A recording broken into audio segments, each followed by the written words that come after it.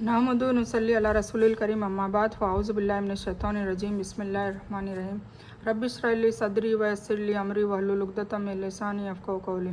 अस्सलामु अलैकुम व रहमतुल्लाहि व बरकातुहू। अल्हम्दुलिल्लाह हम पारा नंबर 22 में सूरह यासीन सूरह नंबर 36 स्टार्ट करने वाले हैं। और सूरह यासीन तो अमूमन लोग बहुत अपनी इबादतों में शामिल रखते हैं। इसका कुछ लोग तो डेली इसका विर्द करते हैं। तो आइए हम जानते हैं कि सूरह यासीन का तर्जुमा क्या है ना। हमने अरबी में तो बहुत बार पढ़ी होगी और कुछ लोगों को तो माशाल्लाह हिफ्ज़ भी हो जाती है, वो इतनी बार पढ़ते हैं। तो आइए हम जानते हैं कि सूरह यासीन का तर्जुमा क्या कहता है। ठीक है, अल्लाह ताला हमें सूरह यासीन में क्या कहना चाहते हैं। तो हम शुरू करते हैं। औज़ु बिल्लाहि मिनश शैतानिर रजीम बिस्मिल्लाहिर रहमानिर रहीम। सूरह यासीन मक्का में नाजिल हुई। इसमें 83 आयतें और 5 रुकू है। ठीक है, 83 आयत से और 5 रुकू है। अल्लाह ताला के नाम से शुरू करता हूँ जो बड़ा मेहरबान निहायत रहम करने वाला है। यासीन वल कुरआनिल हकीम। ठीक है, यासीन कसम है हिकमत वाले और मजबूत कुरान की कि यकीनन आप पैगंबरों में से हैं, सीधे रास्ते पर हैं। यासीन हुजूर पाक सल्लल्लाहु अलैहि वसल्लम का सिफाती नाम है। ठीक है, यह कुरान अल्लाह ज़बरदस्त बड़े रहम करने वाले की तरफ से नाजिल किया गया है ताकि आप ऐसे लोगों को आगाह करें जिनके बाप दादा नहीं डराए गए थे, तो उसी सबब ये लोग गाफिल हैं। उनमें से ज़्यादातर लोगों पर यह बात साबित हो चुकी है, अतः ये लोग ईमान नहीं लाएंगे। सूरह यासीन की फ़जीलत में बहुत सी रिवायतें मशहूर है। इन्हीं में जैसे यह कुरान का दिल है, इसके उस पर पढ़ो तो जो मौत के करीब हो वगैरह, लेकिन बयान कम सनद के आधार पर कोई सही नहीं है। ठीक है, कोई सबूत इसमें पेश नहीं होता। कुछ पूरी तरह से बनावटी और कुछ तो कमज़ोर है। कुरान के दिल वाली बात की जो रिवायत है उस हदीस को आलिम अलबानी ने बनावटी कहा है ना। तो ये अब वल्लाहु आलम अब कहाँ से लाके रखी गई है ये अल्लाह को पता है। ठीक है, और कुछ ने इसका मतलब ए इंसान या ए मानव किया है, कुछ ने इसे नबी सल्लल्लाहु अलैहि वसल्लम का अच्छे नाम है ना यासीन अच्छे नाम, और कुछ ने उसे अल्लाह के अच्छे नामों से बताया है।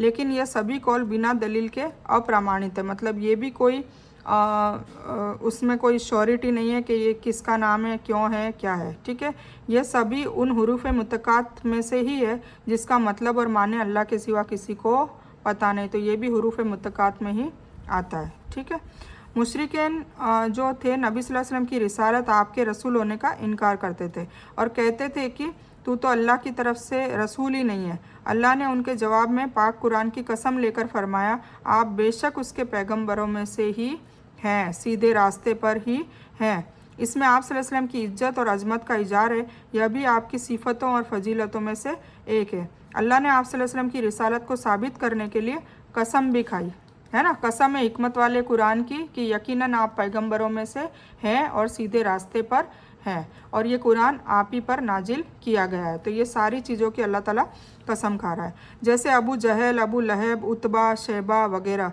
ये सब बात साबित होने का मतलब अल्लाह ताला का यह वादा है कि मैं नरक को जिन्नों और इंसानों से भर दूंगा। शैतान को भी संबोधित करते हुए अल्लाह ने फरमाया था, मैं नरक को तुझसे और तेरे अनुयायियों, तेरे मानने वालों से भर दूंगा। यानी इन लोगों ने शैतान के पीछे लगकर खुद को नरक का पात्र बना लिया है। अल्लाह ने तो इन्हें अच्छा हक और आज़ादी दे दी थी है ना। अच्छा बनने के लिए इनको रसूल भी भेजा, इनके पास किताब भी आ गई, हक भी आ गया, पर उसके बावजूद इन्होंने हठधर्मी की और इब्लिस की पैरवी करना नहीं छोड़ा। तो फिर अब ये भुगते और इन्होंने गलत इस्तेमाल किया और यूँ जहन्नम का ईंधन बन गए। यह नहीं कि अल्लाह ने बलपूर्वक इनको ईमान से महरूम रखा है ना। अल्लाह ज़बरदस्ती किसी को गुमराह नहीं करता, महरूम नहीं रखता। वो खुद ही ऐसा चाहते हैं, उनके दिलों में ऐसा होता है, फिर वो होता है। क्योंकि मजबूर करने की हालत में तो वह सज़ा के हकदार हो ही नहीं सकते थे है ना। अगर किसी को मजबूरी से ही गुमराह कर दो तो फिर वो सज़ा क्यों मिलेगी। उन्होंने अपनी मर्जी से गुमराही का रास्ता चुन लिया था। हमने उनकी गर्दनों में तोक डाल दिए, फिर वह टुड्डियों तक है जिससे उनके सिर ऊपर की तरफ उलट गए, और हमने एक आड़ उनके सामने कर दी और एक आड़ उनके पीछे कर दी, जिससे हमने उनको ढांक दिया तो वे नहीं देख सकते। और उनके बारे में आपका डराना या न डराना दोनों बराबर है, ये ईमान नहीं लाएंगे। जो अपने करतूतों की वजह से गुमराही से उस जगह पर पहुंच जाए उनको होशियार करना बेकार होता है ना, उनसे कोई मतलब ही नहीं है। बस आप तो केवल ऐसे इंसान को डरा सकते हैं जो नसीहत पर चले और रहमान से बिन देखे डरे, तो आप उसको माफ़ और अच्छे अजर की खुशखबरी सुना दीजिए। मतलब जो लोग वाकई ईमान लाना चाहते हैं, अपनी कोताहियों की माफ़ी तलब करना चाहते हैं, जाने अनजाने में जो गुनाह कर चुके हैं उसमें मगफिरत पाना चाहते हैं, तो उनको आप अल्लाह ताला की खुशखबरी सुना दो। ये हुजूर पाक सल्लल्लाहु अलैहि वसल्लम से कहा जा रहा है। बेशक हम मुर्दों को जिंदा करेंगे और हम लिखते जाते हैं वे अमल भी जिनको लोग आगे भेजते हैं और उनके वह अमल भी जिनको पीछे छोड़ जाते हैं, और हर बात को हमने एक खुली किताब में जब्त कर रखा है, लिख रखा है। यानी क़यामत के दिन यहाँ मुर्दों को जिंदा करने की चर्चा से यह इशारा करना मकसद है कि अल्लाह ताला काफिरों में जिसका दिल चाहता है जिंदा कर देता है, जो कुफ्र और गुमराह होने के सबब मुर्दा हो चुके होते हैं, फिर वह हिदायत और ईमान को अपना लेते हैं ना। कई लोग जो मुशरिक है, यहूदी है, नसारा है, वो कुरान को पढ़ते हैं और कई लोग तो कमियां निकालने के लिए पढ़ते हैं और अल्लाह उनको हिदायत दे देता है, ठीक है ना। तो कहीं ना कहीं उनको हिदायत पाने का कोई जज्बा होता है, इसलिए फिर अल्लाह ताला उनको हिदायत दे देता है। मकदूम के वह अमल मुराद है जो इंसान अपने जीवन में करता है, और आसाराम से वह अमल जिनके अमली नमूने अच्छे व बुरे वे दुनिया में छोड़ जाता है और उसकी मौत के बाद उसकी पैरवी में लोग वे अमल करते हैं ना। इसीलिए बचना चाहिए कि हम अच्छे काम करें ताकि हमारे मरने के बाद हमारे अच्छे काम बताए हुए पे लोग पैरवी करें, तो वो भी हमारे नामाए अमल में आता रहेगा। और नाउज़ुबिल्ला कोई हमने दीन की गलत बात सिखा दी हो या कोई गलत चीज़ सिखा दी जिसकी पैरवी लोग करते जाएंगे, तो उन सब का गुनाह का बोझ भी उन्हीं को पड़ेगा। तो ये इससे हमें बहुत बचना चाहिए। इससे मुराद लोहे महफूज है, सुरक्षित पुस्तक है, और कुछ ने इसको आमाल नामा भी मुराद लिया है जिनमें अमलों की बात हुई है, ठीक है। जबकि हमने उनके पास 2 को भेजा, तो उन लोगों ने पहले उन दोनों को जुटलाया, फिर हमने तीसरे से समर्थन दिया, तो उन तीनों ने कहा कि हम तुम्हारे पास भेजे गए हैं। यह 3 रसूल कौन थे? मुफस्सिरों ने उनके कई नाम बयान किए हैं, लेकिन नाम सही सनद से साबित नहीं है। कुछ मुफस्सिरों ने ख्याल है कि यह पैगंबर ईसा के भेजे हुए दूत थे जो उन्हें अल्लाह के हुक्म से एक बस्ती में दीन की दावत तबलीग के लिए भेजे गए थे। बस्ती का नाम अंताकिया था, ठीक है। फिर उन लोगों ने कहा, तुम तो हमारी तरह साधारण इंसान हो और रहमान ने कोई चीज़ नाजिल नहीं की, तुम तो केवल झूठ बोलते हो। उन रसूलों ने कहा कि हमारा रब जानता है कि बेशक हम तुम्हारी तरफ भेजे गए हैं और हमारा फ़र्ज़ तो केवल तुम्हें बता देना है, वाज़े तौर पर तुम्हें मैसेज दे देना है। उन्होंने कहा कि हम तो तुम्हें अशुभ समझते हैं, अगर तुम न रुके तो हम तुम्हें पत्थरों से मारकर तुम्हारा काम ख़त्म कर देंगे और तुमको हमारी तरफ से कड़ा अजाब पहुंचेगा। देखिए, मतलब वो रसूलों को वो कौम डरा रही है, मारने की धमकी दे रही है। उन रसूलों ने कहा कि तुम्हारी नहुसत तो तुम्हारे साथ ही लगी हुई है, क्या उसको अशुभ समझते हो कि तुमको शिक्षा दी जाए, बल्कि तुम तो हद से तजावुज़ करने वाले हो। मतलब तुम्हें नसीहत देने के लिए आए तो तुम उसको उल्टा कर रहे हो। और एक इंसान उस नगर के आखिरी छोर से दौड़ता हुआ आया, कहने लगा कि ए मेरी कौम के लोगों, इन रसूलों के रास्ते पर चलो। फिर अचानक एक बंदा आता है, वो कहता है इन रसूलों के रास्ते पर चलो। यह इंसान मुसलमान था। जब उसे पता चला कि जाति पैगंबरों की दावत को नहीं अपना रही है, तो उसने आकर रसूलों का पक्ष लिया और उनकी इत्तिबा करने के लिए लोगों को प्रोत्साहन दिया। ऐसे लोगों के रास्ते पर चलो जो तुमसे कोई बदला नहीं मांगते और वे सच्चे रास्ते पर है ना। हर रसूल, हर नबी कोई उजरत नहीं मांगता तुम्हें दावत देने का, उसका अजर तो उसको अल्लाह से चाहिए। और मुझे क्या हो गया है कि मैं उसकी इबादत न करूं जिसने मुझे पैदा किया, और तुम सब उसी की तरफ लौटाए जाओगे। क्या मैं उसे छोड़ ऐसे माबूदों को बना लूं कि अगर दयालु रहमान मुझे कोई नुकसान पहुंचाना चाहे तो उनकी सिफारिश मुझे कुछ भी फ़ायदा न पहुंचा सके और न वह मुझे बचा सके। यह उन झूठे माबूदों की मजबूरी का वजाहत है जिनकी पूजा उसकी जाति करती थी, और शिर्क की इस गुमराही से निकालने के लिए रसूल उनकी तरफ भेजे गए थे। न बचा सके का मतलब है अगर अल्लाह मुझे नुकसान वाला करना चाहे तो यह बचा नहीं सकते। फिर तो मैं निश्चय खुली गुमराही में हूँ। मेरी सुनो, मैं तो साफ दिल से तुम सबके रब पर ईमान ला चुका, उससे कहा गया है कि जन्नत में चला जा। कहने लगा काश कि मेरी जाति को भी इल्म हो जाता, है ना। जो बंदा वो बता रहा था ना, तो उसको बोल दिया कि तू जन्नत में चला जा, और फिर वो अफसोस भी कर रहा है कि काश मेरी जाति को भी इसका इल्म होता और वो भी ईमान ले आते, कि मुझे मेरे रब ने माफ़ कर दिया और मुझे इज्जतदार इंसानों में से कर दिया। यानी जिस ईमान और तौहीद की वजह से मुझे रब ने माफ़ कर दिया है, काश मेरी जाति इस बात को जान ले ताकि वे भी ईमान और तौहीद को अपनाकर अल्लाह की मगफिरत और उनकी नेमतों के मुस्तहिक हो जाए। इस तरह वह मरने के बाद भी अपनी जाति का खैरख्वाह रहा। एक सच्चे मोमिन को ऐसा ही होना चाहिए कि वह हर पल लोगों का भला करे, उनको सही हिदायत दे, गुमराह न करे। लोग उससे जो चाहे कहें और जैसा व्यवहार चाहे करे, पर वो यहाँ तक कि उसे मार भी डाले, पर उसके दिल में हमेशा लोगों की भलाई का ही दिमाग में और दिल में रहे और उसके लिए वो कोशिश भी करता रहे। ये मोमिन की सिफात है। और उसके बाद हमने उसकी जाति पर आकाश से कोई सेना नहीं नाजिल की और न इस तरह हम नाजिल करते। वह तो केवल एक ज़ोरदार चीख थी कि अचानक वह सबके सब बुझ बुझा गए, मतलब फिर उस कौम को हलाक कर दिया। ऐसे बंदों पर अफसोस है, कभी भी कोई रसूल उनके पास नहीं आया जिसका मजाक उन्होंने न उड़ाया हो, है ना। और क्या उन्होंने नहीं देखा कि उनसे पहले बहुत से समुदायों को हमने हलाक कर दिया कि वे उनकी तरफ नहीं लौटेंगे। इसमें मक्का के रहने वालों के लिए चेतावनी है कि रिसालत को झुठलाने की वजह से पिछली जातियों की तबाही हुई, यह भी तबाह हो सकते हैं। अल्लाह ताला इस तरीके से उनको पिछलों की किस्से सुना रहा है ताकि वो हिदायत पाए, फिर भी उसके बावजूद भी वो हिदायत पे नहीं आए, कुछ लोगों के अलावा। क्या उन्होंने नहीं देखा कि उनसे पहले बहुत से समुदायों को हमने हलाक कर दिया कि वे उनकी तरफ नहीं लौटेंगे, और नहीं है कि कोई समूह, लेकिन यह कि वह जमा होकर हमारे सामने तो पेश किए जाएंगे। और उनके लिए एक निशानी मुर्दा धरती है जिसको हमने जिंदा कर दिया और उससे अन्न दाना निकाल दिया जिसमें से वे खाते हैं। सबसे बड़ी निशानी तो यही है कि बारिश से धरती को फलद्रुप बना दिया और उससे फल फ्रूट मेवे वो सब कुछ हम उसी से खाते हैं। और हमने उसमें खजूरों के और अंगूरों के बागात पैदा कर दिए और जिनमें हमने चश्मे भी जारी कर दिए। यानी बेजान धरती को जिंदा करके हमने खाने के लिए केवल अन्न ही नहीं उगाए बल्कि मज़े के लिए कई तरह के फल भी ज़्यादा तादाद से पैदा कर दिए। यहाँ सिर्फ 2 फलों की चर्चा इसलिए की गई है कि ये बहुत फ़ायदेमंद है और अरबों को मरूब भी है, मतलब उनमें रुचि है, और इनकी उपज भी अरब में ज़्यादा है। फिर अन्न की चर्चा पहले की क्योंकि उसकी उपज भी ज़्यादा है और ग़िज़ा होने की वजह से उसका फ़ायदा भी मुत्तफ़क़ है, उसका इस्तेमाल लोग ज़्यादा करते हैं, अमीर गरीब सभी। जब तक इंसान रोटी चावल वगैरह खाद्यान्न से अपना पेट नहीं भरता, सिर्फ फल से उसकी खाने की ज़रूरत पूरी नहीं होती, वो सेटिस्फाई नहीं होता, इसलिए अनाज की बात कही। और फिर उसके बाद फल की बात करी कि ताकि लोग इसके फल खाएं और उनके हाथों ने उसको नहीं बनाया, फिर क्यों शुक्रिया अदा नहीं करते, है ना। अल्लाह की हर नेमत का शुक्रिया अदा करना चाहिए। और वह पाक जात है जिसने हर चीज़ के जोड़े पैदा किए, चाहे वह धरती से उगाई गई हुई चीज़ें हो, चाहे खुद अपनी जाति के वजूद हो, चाहे वे चीज़ें हो जिन्हें ये जानते भी नहीं है। ठीक है, यानी इंसानों के बराबर धरती की हर पैदावार में हमने नर मादा दोनों बनाए।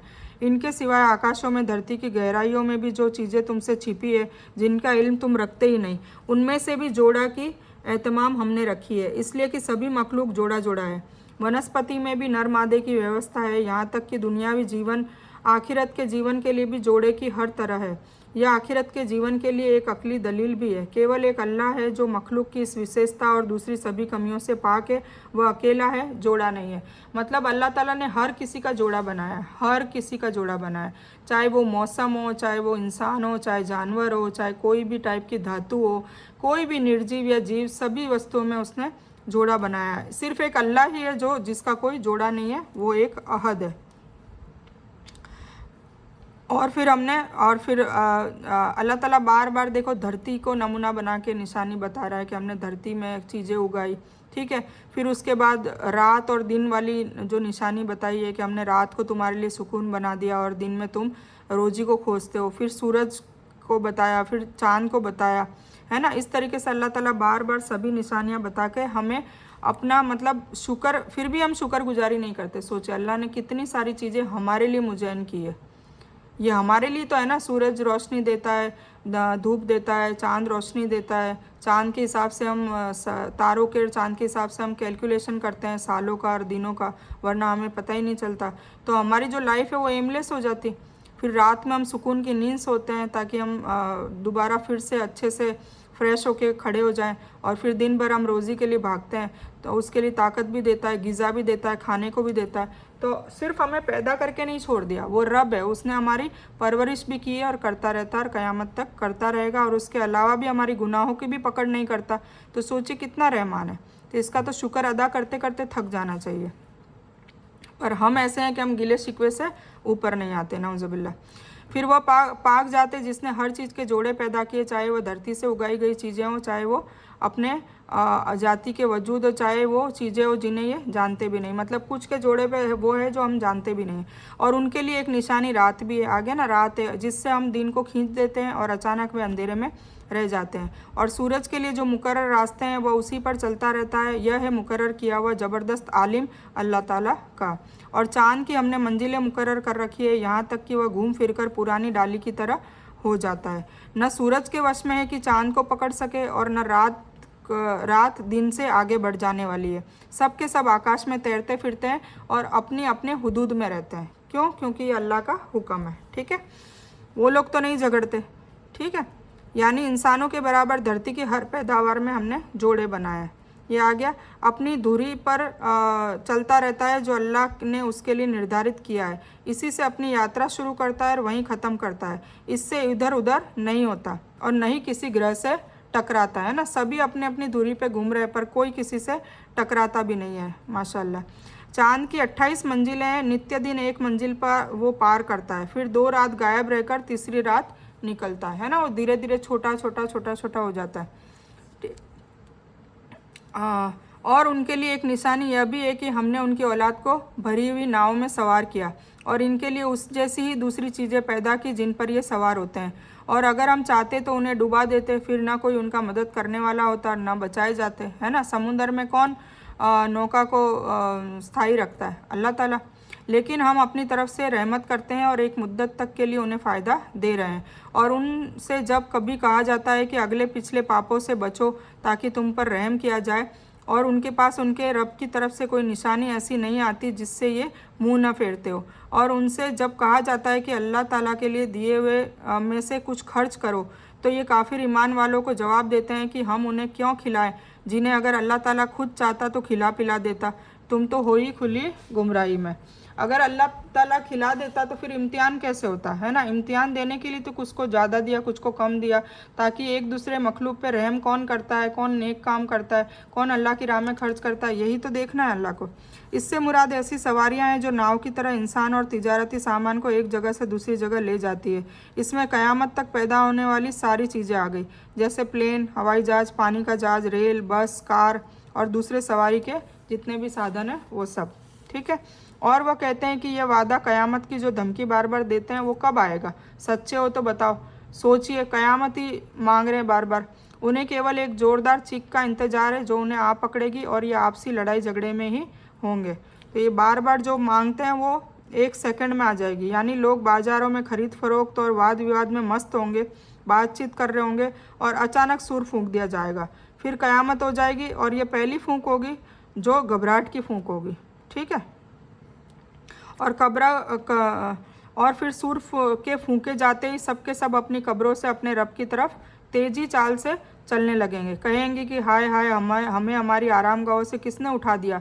यही है जिसका वादा रहमान ने किया था और रसूलों ने सच सच कह दिया था, है ना। फिर सब लोग सच्चाई मान लेंगे कि हाँ, हर कौम बोलेगी, क्योंकि हर कौम ने जुटलाया था। यह नहीं है, लेकिन एक तेज़ आवाज़ अचानक सारे के सारे जमा होकर हमारे सामने हाजिर कर दिए जाएंगे। तो आज किसी इंसान पर जरा भी जुल्म न किया जाएगा और तुम्हें नहीं बदला दिया जाएगा, लेकिन उन्हीं कामों का जो तुम किया करते थे। मतलब जिसने जो काम किए होंगे उसका पूरा पूरा उसको बदला मिलेगा, चाहे वो नेक किए होंगे चाहे वो बद किए होंगे। बेशक जन्नत वाले लोग आज के दिन अपने मनोरंजन कामों में व्यस्त होंगे और बहुत ज़्यादा खुश और आनंदित होंगे। अल्लाह ताला हम सबको भी जन्नतियों में शामिल करे, आमीन। कब्र को आरामगाह कहने से मुराद यह नहीं है कि कब्र में उनको सज़ा नहीं होगी, बल्कि उसके बाद जो भयानक दृश्य, मतलब कब्र के अजाब से भी बहुत ज़्यादा भयानक दृश्य वो देखेंगे, अजाब की कठोरता को देखेंगे, तो उसकी तुलना में उनको कब्र का जीवन एक ख्वाब लगेगा। मतलब इससे बेटर तो कम ही होता है ना। जैसे मान लो एक उंगली का जरा सा हिस्सा जल जाता है और फिर कभी पूरा हाथ जल जाए, तो इंसान क्या सोचेगा कि हाथ जलने से बेटर वो जला था तो वो ज़्यादा आसान था। तो इसका मतलब ये नहीं कि वो जला था तो उसमें दुख नहीं हो रहा था, पर वो जो बड़े दुख से वो छोटा दुख उसको आसान लगा, इस तरीके से वो कहेंगे। और वही उनकी पत्नियां छाँव में मसरियों पर तकिया लगाए बैठे होंगी। ये जन्नतियों की मंजर बताया जा रहा है। उनके लिए जन्नत में हर तरह के मेवे होंगे, दूसरे भी जो कुछ वे मांगेंगे सब मिल जाएगा। रहम करने वाले रब की तरफ से उनको सलाम कहा जाएगा। सुबहान अल्लाह। अल्लाह का यह सलाम फरिश्ते जन्नत वालों को पहुँचाएंगे। कुछ कहते हैं कि अल्लाह ताला खुद सलाम कहेगा। ठीक है। और ए पापियों, ए मुजरिमों, फिर मुजरिमों का मंजर है, आज तुम अलग हो जाओ। ए आदम की औलाद, क्या मैंने तुमसे वादा नहीं लिया था कि तुम शैतान की इबादत न करना, वह तो तुम्हारा खुला दुश्मन है, और मेरी ही इबादत करना, सीधा रास्ता यही है। और शैतान ने तो तुम में से ज़्यादातर गिरोह को बहका दिया, क्या तुम अकल नहीं रखते थे? अब ये अल्लाह ताला उनसे कहेगा। यही वह नर्क है जिसका तुम्हें वादा किया जाता है। अपने कुफ्र का बदला हासिल करने के लिए आज उसमें दाखिल हो जाओ। नाउजुबिल्ला। यानी इतनी भी अकल तुम में नहीं कि शैतान तुम्हारा दुश्मन है और उसकी बात नहीं माननी चाहिए। और मैं तुम्हारा रब हूँ, मैं ही तुमको रोजी देता हूँ और मैं ही तुम्हारी रात दिन रक्षा करता हूँ, इसलिए तुम्हें मेरा हुक्म मानना चाहिए। तुम शैतान की दुश्मनी और मेरी इबादत के हक़ को न समझकर बेअक्ली और बेवकूफ़ी का इजार कर रहे हो। तो बस तकफुल्ला, कैसा मंजर होगा। वो मंजर सुनते ही रोंगटे खड़े हो जाते हैं। या अल्लाह ताला हम सबको इन लोगों में शामिल ना करना। आमीन सुम्मा आमीन या रब्बल आलमीन। जब भी खुशखबरी की आयत आए तो आप लोगों को सबको मन में दुआ करनी चाहिए कि अल्लाह ताला हमें भी जन्नतियों में शामिल कर दे।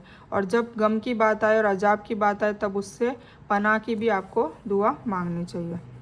हम आज के दिन उनके मुंह पर मुद्राएं मोहरें लगा देंगे और उनके हाथ हमसे बात करेंगे और उनके पैर गवाही देंगे कि उनके कामों की जो वे करते थे। मतलब सब के हाथ पैर गवाही खुद ही दे देंगे कि इन्होंने हाथों से ये करा, अच्छे काम किए, बुरे काम किए, जो भी किए होंगे सब गवाही दे देंगे। और अगर हम चाहते तो उनकी आंखें अंधी कर देते, फिर ये रास्ते की तरफ दौड़ते भागते, लेकिन उन्हें कैसे दिखाई देता।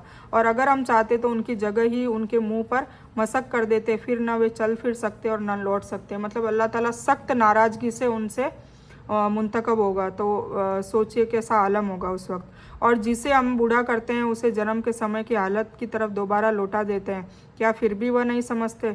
और न तो हमने इस पैगंबर को शायरी सिखाई, न इसके यह इसके लायक है, यह तो केवल शिक्षा और वाजे कुरान है। मतलब बार बार जो ताने मारते थे ना कुफ़ार मक्का, उनसे मुंतखब करके अल्लाह कहेगा कि मेरा पैगंबर न शायर था, न मजनून था, न पागल था, न जादूगर था, तुमने कितने बहतान लगाए, बल्कि ये तो सिर्फ वाजे कुरान था जिससे ये लोग ये खबर दे देते थे। यह मोहर लगाने की ज़रूरत इसलिए होगी कि शुरू में मुशरिकीन क़यामत के दिन भी झूठ बोलेंगे, वहाँ भी झूठ बोलेंगे कि अल्लाह की कसम जो हमारा रब है हम मुशरिक नहीं थे, ये बोलेंगे। सूरह अल नाम की आयत नंबर 23 में आया है। तो अल्लाह उनके मुंह पर मोहर लगा देगा जिससे वह तो खुद बोलने की ताकत से वंचित हो जाएंगे, उनका मोहर मतलब जिप लग जाएगी। हाँ, अल्लाह ताला इंसानी अंगों को बोलने की ताकत दे देगा। फिर हाथ बोलेंगे कि हमसे इसने फ़ला फ़ला काम किए, फ़ला फ़ला गुनाह किए। पाँव गवाही देंगे। यूँ मानो इकरार और गवाही दोनों समस्याओं का हल हो जाएगा, अपने आप ही गवाही दे देंगे, ज़रूरत ही नहीं है किसी गवाह की। इसके सिवाय बोलने वाले के विपरीत न बोलने वाली चीज़ों का गवाही देना दलील में ज़्यादा असरअंदाज होता है। इसमें एक चमत्कारी हालात पाई जाती है ना। इस विषय को हदीस में भी बयान किया गया है, सही मुस्लिम में। फिर मक्का के मूर्ति पूजक नबी सल्लल्लाहु अलैहि वसल्लम के बारे में अलग अलग बातें कहते रहते थे कि उनमें एक बात यह भी थी कि आप शायर हैं, है ना, ये बहतान लगाते थे। तो यह पाक कुरान आपकी कविता की तुकबंदी है। अल्लाह ने उसका खंडन कर दिया, मतलब उसको नकार दिया, और आप कवि शायर नहीं है, ठीक है। और न पाक कुरान कविता का कोई संग्रह है, मजमुआ है, बल्कि यह सिर्फ नसीहत और शिक्षा के लिए आई है। ये वही है। और शायरी में आमतौर से मुबालगा और सिर्फ कल्पनाओं की बातें होती है। यूँ मानो वह झूठ पर ही आधारित होती है शायरियों में, है ना। किस्से कहानियाँ और काल्पनिक बातें होती है, हाइपोथेटिकल। पर इसके अलावा शायर सिर्फ बात के बहादुर होते हैं, काम के नहीं। वो सिर्फ बातें ही करते हैं, लपके मारते हैं। इसलिए अल्लाह ताला ने बताया कि ना तो मेरा पैगंबर शायरी कर सकता है, ना उसको शायरी सिखाई है, और नहीं मेरी जो वही है कुरान पाक है वो कोई कविता शायरी की कोई किताब है, ठीक है। तो ये बिल्कुल खंडन कर दिया ताकि वह हर इंसान को सावधान कर दे जो जिंदा है और काफिरों पर सच साबित हो जाए।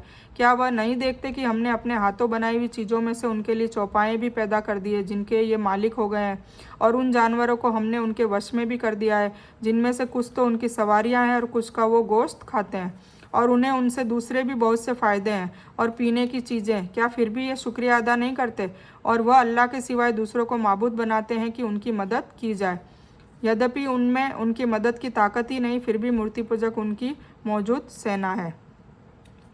यानी जैसे चाहते हैं वैसे उनसे काम लेते हैं हम। अगर उनमें जंगलीपन रख देते तो वो जानवर, सोचो जैसे शेर है, शेर भी ताबे हो जाते हैं। अभी दुबई में आप देखो कई शेखों के शेर, और वो भी ताबे हो गए। मान लो उनमें जंगलीपन होता तो क्या उनके उनके पास वो रह सकते थे? ठीक है, तो वह उनसे दूर भागते और उनकी मिल्कियत और वश में न आते। यानी इन जानवरों से वह जैसा चाहते हैं फ़ायदा हासिल कर लेते हैं, वे इनकार नहीं करते, यहाँ तक कि उन्हें कत्ल कर देते हैं और छोटे बच्चे भी उन्हें खींचते फिरते हैं। ठीक है, तो इस तरीके से जो भी गलत हरकतें करते हैं तो भी वो उनका वो कंट्रोल रखते हैं और अपने मालिक को नुकसान नहीं पहुंचाते। तो ये सब कंट्रोल कौन करके देता है? दिल पे काबू कौन करके देता है? अल्लाह ताला। यानी सवारी और खाने के सिवाय भी बहुत से फ़ायदे हासिल किए जाते हैं, जैसे उनके ऊन और बालों से कई चीज़ें बनती है, उनकी चर्बी से तेल भी मिलता है, ये भार वाहन और खेती बाड़ी के भी काम आते हैं।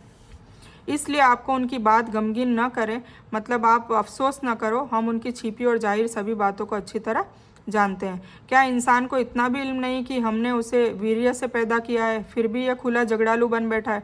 मतलब एक छोटे से नुक्ते से इतना सा स्पर्म होता है जो दिखता भी नहीं है, माइक्रोस्कोप में दिखता है, उससे वो पैदा होता है, सोचिए। फिर भी वो झगड़ालू बन बैठा है, मतलब फसाद कर रहा है, अपने आप को तुर्रम खा समझता है। और उसने हमारे लिए मिसाल बयान की कि अपनी मूल पैदाइश को भूल गया है। कहने लगा कि इन सड़ी गली हड्डियों को कौन जिंदा कर सकता है? फिर भी यकीन नहीं कि वापस जिंदा होंगे कि नहीं होंगे। जो पहली बार पैदा कर सकता है, जो 4 तरीक़ों से पैदा कर सकता है, जैसे अल्लाह ताला ने ये भी तो बताया ना मौजज़ा कि बिना माँ बाप के आदम को पैदा कर दिया, बिना माँ के हवा को पैदा कर दिया, बिना बाप के ईसा अलैहिस्सलाम को पैदा कर दिया, और हम सबको माँ बाप से पैदा करा। तो ये चारों की चारों जो मौजे हैं वो अल्लाह ताला ने करके दिखाएं। तो अल्लाह ताला जो चाहे वो कर सकता है, शहीन कदीर है वो। कह दीजिए कि उन्हें वह जिंदा करेगा जिसने उन्हें पहली बार पैदा किया, जो सब तरह की पैदाइश को अच्छी तरह जानने वाला है। वही है जिसने तुम्हारे लिए हर पेड़ से आग पैदा कर दी, जिसको तुम आग सुलगाते हो, तुम फ़ायदा उठाते हो। जिसने आकाश और धरती को पैदा किया, क्या वह इन जैसों के पैदा करने पर कादिर नहीं है? आकाश और धरती इतनी बड़ी बड़ी चीज़ है जिनको साइंटिस्ट लोग पहले आकाश तक कभी नहीं पहुंच पाए। अभी तो बहुत ज़्यादा उसके ऊपर भी ग्रह है और आकाश गंगा है, पता नहीं क्या क्या है। तो अल्लाह ताला इन सबको पैदा कर सकता है। तो हम तो इतनी नुतफ़ा, हम तो राई के दाने के बराबर भी नहीं है। पृथ्वी जो है हमारी, पूरा ग्रह है, वो राई के दाने के बराबर अल्लाह के सामने है। तो अब उसके अंदर हमारा तो कोई वजूद ही नहीं है, माइक्रोस्कोप में देखे तो भी नहीं दिखेगा। तो हमारे को पैदा करना कौन सी बड़ी बात है? क्यों ये लोग समझते नहीं है? ये अल्लाह ताला बार बार कह रहे हैं। जिसने आकाश और धरती को पैदा किया, क्या वह इन जैसों को पैदा करने पर कादिर नहीं? यकीनन कादिर है, और वही तो पैदा करने वाला, जानने वाला है। जब वह किसी चीज़ का इरादा करता है, उसे इतना कह देना बस है कि हो जा, तो वो हो जाती है, कुन फयाकुन। यानी जो अल्लाह एक हकीर वीर्य से इंसान को पैदा करता है, वह उसे दोबारा जिंदा करने पर कादिर नहीं है? उसके मुर्दों को जिंदा करने की एक कहानी हदीस में बयान है कि एक इंसान ने मौत के वक्त ये वसीयत की कि मरने के बाद उसे जलाकर आधी राख समुंदर में और आधी राख तेज हवा के दिन ज़मीन में उड़ा दी जाए। अल्लाह ने सभी राख जमा करके उसे ज़िंदगी अता की और उससे पूछा कि तूने ऐसा क्यों किया? उसने कहा कि तेरे डर से। अल्लाह ने फिर उसको माफ़ भी कर दिया, अल्हम्दुलिल्लाह। मतलब वो शरीर को ही रखना नहीं चाहता ताकि उस शरीर जिस्म पे अजाब हो। तो उसने क्या कहा कि भाई मेरे को जला देना और थोड़ा समुंदर में डाल देना आधा, और आधा हवा में उड़ा देना। तो फिर उसको पूछा गया कि भाई तूने ऐसी हरकत क्यों की? कि या अल्लाह ताला आपसे डर की वजह से, क्योंकि मुझे अजाब मिलता। तो फिर इस अदा से अल्लाह ताला ने उसे माफ़ कर दिया। इसीलिए अल्लाह से हमेशा माफ़ी मांगते रहे। अल्लाह ताला बड़ा रहमान है, कितने भी गुनाह किए होंगे ना शिर्क के अलावा, अल्लाह ताला बेशक माफ़ कर देता है। और माफ़ तो करता ही करता है, वो सारे गुनाह तब्दील करके नेकियों में बदल देता है। सुभान अल्लाह। तो पाक है वह अल्लाह जिसके हाथ में हर चीज़ का मुल्क है और जिसकी तरफ तुम सब लौटाए जाओगे। ये आखिरी आयत है सूरह यासीन की। तो सूरह यासीन यहीं पर मुकम्मल होती है। अब आपने अल्हम्दुलिल्लाह आज जान लिया कि सूरह यासीन का क्या तर्जुमा है। अब आप पढ़ेंगे तो आपको और मज़ा आएगा। इस वीडियो को बार बार सुनें और देखें कि आप अरबी में जो पढ़ते हैं वो क्या है। और कुछ जो गलत फहमियाँ हैं कि ये कुरान का दिल है या जो भी इसमें मैंने आगे बयान करी वो देख लीजिएगा, उस कोई सही हदीस से साबित नहीं है। तो कोई भी ऐसी चीज़ जो साबित ना हो उसको दिलो दिमाग में ना बिठाया जाए और बस उसको एक आम सूरह समझ के भी इसको पढ़ा जाए। और जैसे कि दूसरी सूरह है, हाँ, जिन सूरह को तवज्जो अल्लाह ताला ने दी है, हुजूर पाक सल्लल्लाहु अलैहि वसल्लम ने अपने सुन्नतों में शामिल किया, सुन्नत मतलब उन्होंने अप्लाई किया, जैसे सूरह मुल्क और सूरह अस-सजदा वो ईशा की नमाज़ के बाद पढ़ते थे, और कुछ नमाज़ों में कुछ पर्टिकुलर सूरतें ही पढ़ा करते थे, उसकी सबके बयान है। तो उनका है सूरह अल बकर के बारे में हुजूर पाक सल्लल्लाहु अलैहि वसल्लम ने कहा है कि जिसको इसने मोहब्बत की उसको निजात मिल गई, और जिसने इससे नफ़रत की मतलब इसको छोड़ दिया वो गुमराही में पड़ गया। तो ऐसी सब जो चीज़ें हैं वो जो चीज़ें जो हुजूर पाक सल्लल्लाहु अलैहि वसल्लम ने बयान खुद ने करी है तो उसमें करें। बाकी पढ़ें, हर सूरत अच्छी है, हर सूरत महफूज है, हर सूरत अपने अपने दायरे में कुछ ना कुछ मैसेज देती है। तो बस सिर्फ अरबी में ना पढ़ें, उसको हिंदी में पढ़ें, अपने तर्जुमे के साथ पढ़ें, तो पता चलेगा कि अल्लाह ताला उस सूरत में हमें क्या मैसेज देना चाह रहे हैं और हमें उससे क्या अपनी इस्लाह कैसे करनी है। ठीक है, तो इस बयान को मैं यही मुकम्मल करती हूँ। इस बयान में कुछ भी दीन की अच्छी और हक बात आई है वो सिर्फ़ और सिर्फ अल्लाह की तरफ से है, और बुरी या गलत बात जो गलती से या जज्बात में आकर मेरे मुंह से कुछ भी गलत वर्ड या कोई बात निकल गई हो तो वो मेरी तरफ से है, और इस गलती के लिए मैं अल्लाह अज़्ज़ व जल से और आप सभी लोगों से माफ़ी की तलबगार हूँ। मैं कोई आलिमा नहीं हूँ, मैं सिर्फ तालिब इल्म हूँ। मेरी कोशिश से आप सभी को सही नफ़े बख्श इल्म पहुँचे और आपकी हिदायत और हिकमत में सदका जारिया बनूँ, बस मेरी यही तमन्ना है। आमीन सुम्मा आमीन या रब्बल आलमीन। रब्बना आतिना मिन लदुनका रहमतन व ही लना मिन अमरिना रशदा। अल्लाहुम्मा सल्ली अला मोहम्मद व अला आलि मोहम्मद कमा सल्लैता अला इब्राहीम व अला आलि इब्राहीम इन्नका हमीदुम मजीद। अल्लाहुम्मा बारिक अला मोहम्मद व अला आलि मोहम्मद कमा बारकता अला इब्राहीम व अला आलि इब्राहीम इन्नका हमीदुम मजीद। व आखिरु दावाना अनिल हम्दुलिल्लाहि रब्बिल आलमीन।